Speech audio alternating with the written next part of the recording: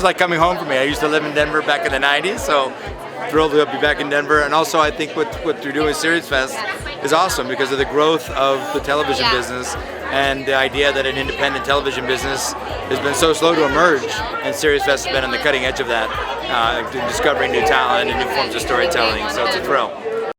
You know, you're passionate about pitches, and a lot of people out here are independent producers, writers, and you really made a strong case for that moment. Yeah. So talk about that, and we'll go to the next. Yeah, no, I'd say about the pitch moment. Yeah, I mean, and the other thing I would say though, picking content and working with the creative community is a very human function. The data doesn't help you on anything in that process. It does help you, like I said, size the investment. Spend a lot of money for this one. If you want to do this one, don't spend that much money, but let's try it. And sometimes we're wrong on both ends of that, even with all this great data. But so I really think it's 70-80% art and 20-30% science. That's in good. terms of the sizing it.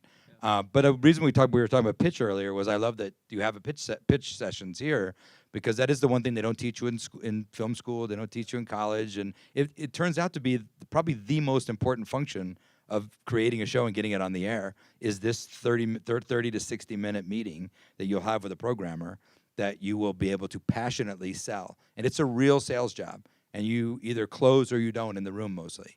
And this is somebody who is going to maybe sit through 10 pitches that day, and so you're competing with these things that you don't even know what is going to go before you and after you. And I have seen incredibly artful pitches that basically like for me, I always think it's the most indulgent part of the job to sit through a pitch, because you're being told a story, sometimes by the greatest storytellers in the world, and then you just sit there and listen to it, and you ask a couple, at the end, ask some questions, and they're basically just trying to get you to be excited about reading the script they're going to leave behind.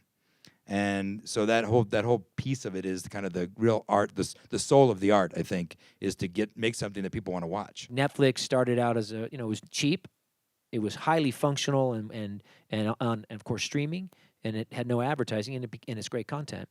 But that price has come up almost 60%, I think, since you launched. Or actually since 2014, something like 60%. $7.99 is now $13. Do you see? Is there a limit to that in your mind? I mean, will customers start to say, well, this is starting, as I add up all my subscriptions to ESPN Plus and Netflix, it's like $30, $40. I mean, I can't afford it. Where is that barrier in your mind? I honestly think about it not in terms of price, but in terms of value. So if people are getting the value for the dollar that they should track each other really closely. So if you look at the growth in watching, the growth in the quality of the programming, the growth in engagement that our subscribers have on Netflix over that time period you just referred to, it's still pretty cheap, and it's got no advertising, and it's got great content. So like in that way, I think it's all those things have been really steady in terms of the value proposition.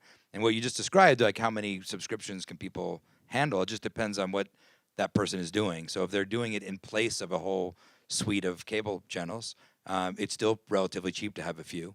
If they're doing it to complement, they're going to want one or two. And the one thing that's interesting about all these upcoming services and the services that are in the market today, mostly they have none of the same programming. So like nothing that's on Disney Plus is going to be on Netflix, and nothing that's on Netflix is going to be on whatever the Comcast services or the Warner Media service that's coming up. They're going to be very unique, so that what people are looking for, they're going to look to us for, and if they're looking for something different, they might add that as well, which I think is very likely that they'll add things. Can they all succeed, though? I mean, you're all paying attention, I imagine, to the proliferation of OTT services. You mentioned a few. You got Netflix, Hulu. If you want to replace cable, you've got YouTube TV, Sling, DirecTV Now, ESPN Plus, CBS Online. Everybody's going direct to consumer. And the question really is, you make a point, obviously, which is you can't buy them all. But they may have to buy them all if what you're saying is correct. If you want everything. And the question is, can everybody succeed? Who will be the winners and losers in your mind? How do you draw those distinctions? It's not a zero-sum game, that's for sure. I do think that people are going to have the challenge. Everyone has the exact same challenge, which is how do I get enough value to justify my relationship with this consumer? And you'd get that by having a lot of engagement, things that you can't live without. And for some people, remember, most of those networks you talked about that were doing the dual revenue stream from the cable operators, they're single brand networks for the most part. One show carrying the entire fee. And I think about, I don't know that we could be that today. And I think about how much we have and how many shows we have.